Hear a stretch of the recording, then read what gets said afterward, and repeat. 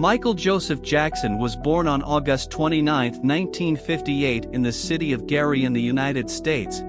Came from a simple family and was the youngest of 8 brothers. At the age of 6 he began to perform musically, there in 1964, all this alongside his 4 brothers, thus forming the successful band Jackson's 5. In 1970 Michael began his solo career, but his career peaked only in 1980 with the release of the famous and acclaimed Thriller album. When he was at his best, Michael Jackson signed a contract with Pepsi worth $5 million, which at that time was a lot of money.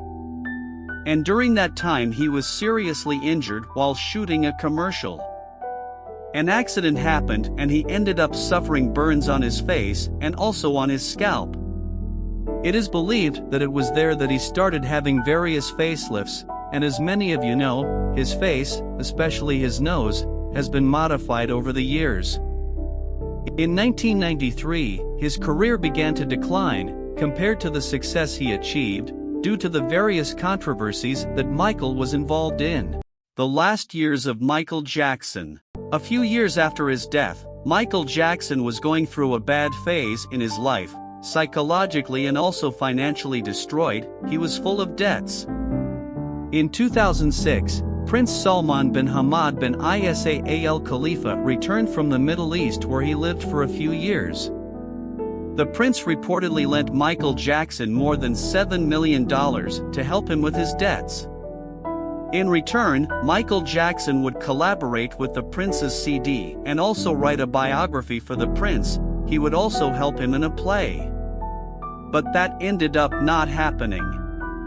Michael Jackson moved in with his children and a mansion there in Las Vegas, in an area full of hotels and casino. And during that period, a gaming industry executive, Jack Wishna, tried to sell some of Michael Jackson's Las Vegas shows so that he could pay off his debts. But Jack told CNN that Michael Jackson was not very well. He was not psychologically well to do that. He said that Michael was always weak, not speaking very well, and that he needed a wheelchair to move around, that is, he was not fit to show up. At that time, Michael Jackson and his family barely left the house, and when the family left the house they were all dressed up, with their faces covered and in strange clothes, so that the photographers would not disturb them. Some shows were even scheduled, but ended up being cancelled due to the state of the star.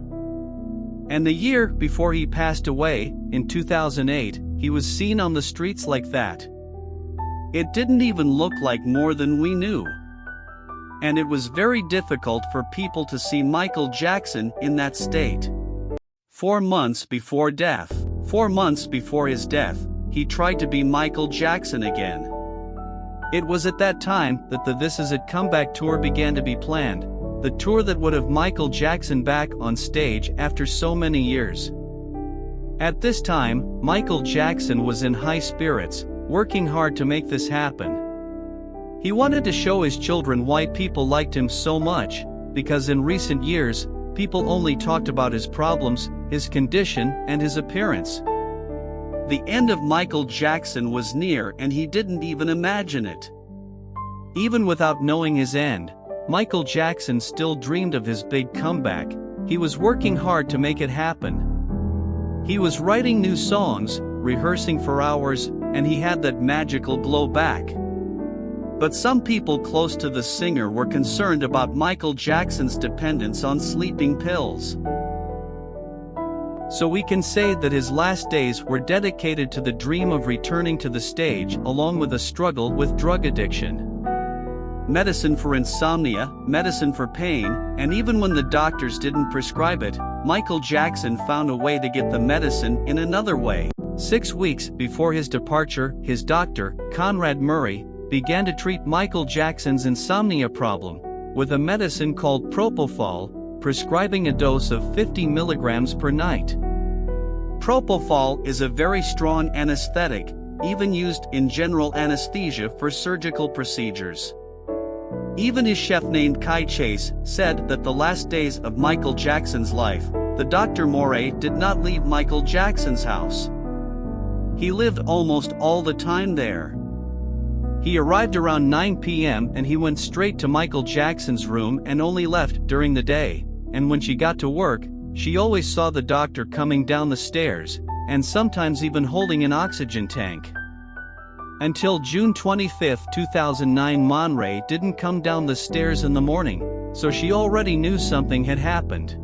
One day before death, Michael Jackson would have spent his last night, the 24th, rehearsing at the Staples Center in Los Angeles, rehearsing for his tour that would start on the 13th of July. That night he would have spent 6 hours trying on costumes and rehearsing. On that specific day, about 10 people watched what would be Michael Jackson's last rehearsal, his last day of life.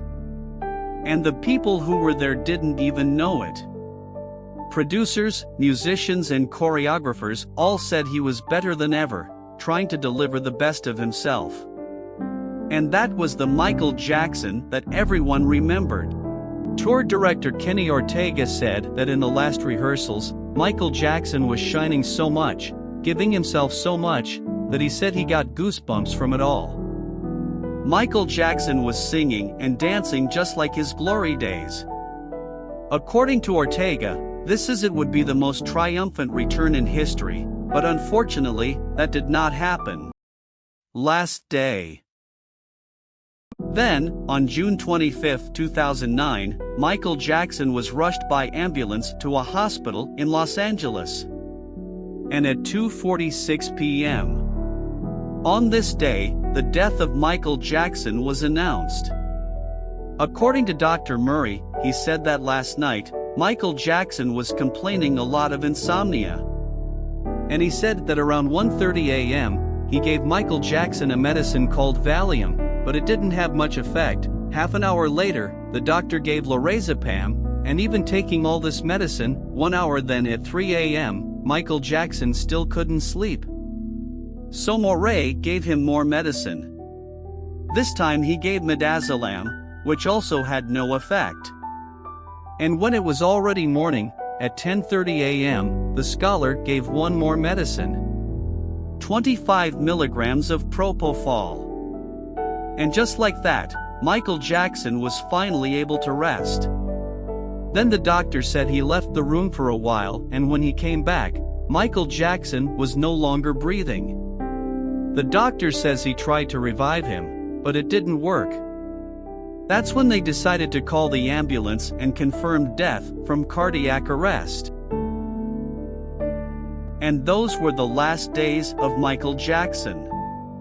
Of course, there are people who claim that he is still alive, that he faked his own death so that he could live in peace. His wake took place on September 3, 2009. But let's not forget the legacy of Michael Jackson. His music, his dance moves, and his artistic vision have inspired generations of fans and artists alike. His impact on pop culture and music is undeniable, and his influence will continue to be felt for years to come. But what about you? What do you think of all this? What do you think of this story? Do you think Michael Jackson's last days were sad? Do you think he's alive? Leave your opinion in the comments. Thank you for joining us on this journey into the last days of Michael Jackson. Stay tuned for more curiosities and stories on Curious Minds.